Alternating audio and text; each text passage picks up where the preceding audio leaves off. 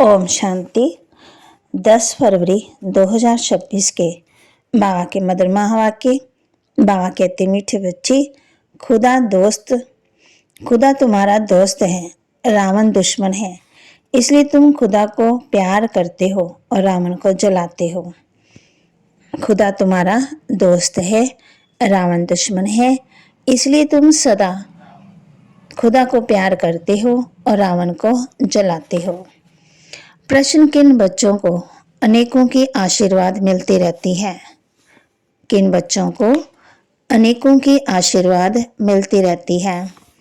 उत्तर, जो बच्चे याद में रहे, स्वयं भी पवित्र बनते और दूसरों को भी आसमान बनाते हैं, उन्हें अनेकों की आशीर्वाद मिल जाती है।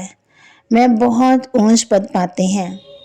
बाप तुम बच्चों को श्रेष्ठ बनने के लिए एक ही श्रीमत देते हैं।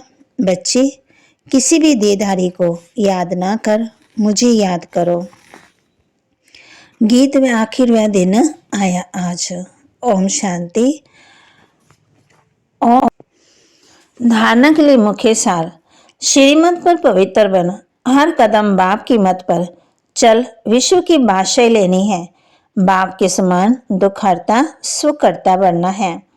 श्रीमत पर पवित्र बन, हर कदम बाप की मत पर चल, विश्व की बादशाही लेनी है, बाप के समान दुखहर्ता सुखकर्ता बनना है। मनुष्य देवता बनने की ये पढ़ाई सदा पढ़ते रहना है। मनुष्य देवता बनने की ये पढ़ाई सदा पढ़ते रहना है। सबको आसमान बनाने की सेवा करके आशीर्वाद प्राप्त करनी है। सबको आसमान बनाने की सेवा करके आशीर्वाद प्राप्त करनी है। वरदान, कल्याण की वृत्ति और शुभ चिंतक भाव द्वारा विश्व कल्याण के निमित्त बनने वाले तीव्र पुरुषार्थी भव। कल्याण की वृत्ति और शुभ चिंतक भाव द्वारा विश्व कल्याण के निमित्त बनने वाले तीव्र पुरुषार्थी भव। तीव्र पुरुषार्थी वह है जो सभी के प्रति कल्याण की वृत्ति और शुभ चिंतक भाव रखे। बल कोई बार बार गिराने की कोशिश करे, मन को डगमग करे, विघ्न रूप बने, फिर भी आपका उसके प्रति सदा शुभ चिंतक का अढोल भाव हो।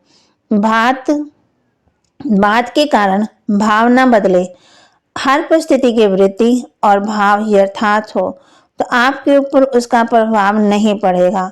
फिर कोई भी व्यर्थ बातें देखने में नहीं आएगी, टाइम बच जाएगा। यही है विश्व कल्याणकारी की स्टेज।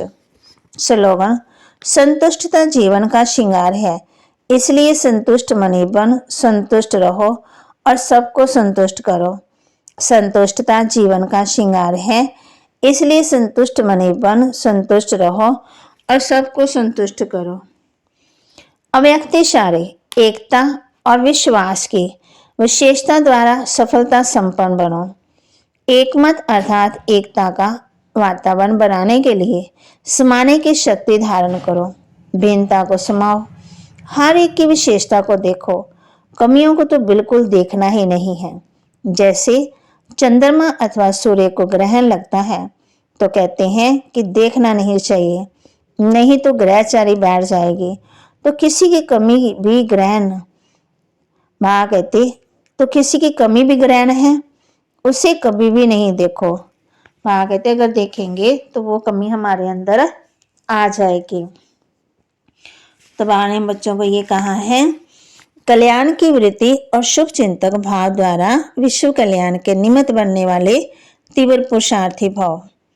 कोई भी परिस्थिति आती है तो बाप कहते हैं उसमें डावाडोल नहीं होना है और मनुष्य देवता बनने की ये पढ़ाई सदा पढ़ते रहना है। सबको आसमान बनाने की सेवा करके आशीर्वाद प्राप्त करनी है। बाप के समान दुखहर्ता सुखकर्ता बनना है। तो बाबा के महावाक्य को लाइक करें, शेयर करें, सब्सक्राइब करें और अपने जीवन में जरूर धारण भी करें। ओम शांति।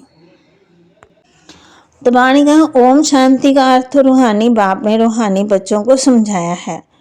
ओम माना मैं आत्मा हूँ और ये मेरा शरीर है।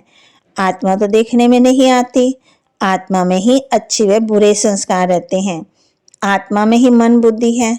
शरीर में बुद्धि नहीं, मुख्य है आत्मा। शरीर तो मेरा, आत्मा को कोई देख नहीं सकते।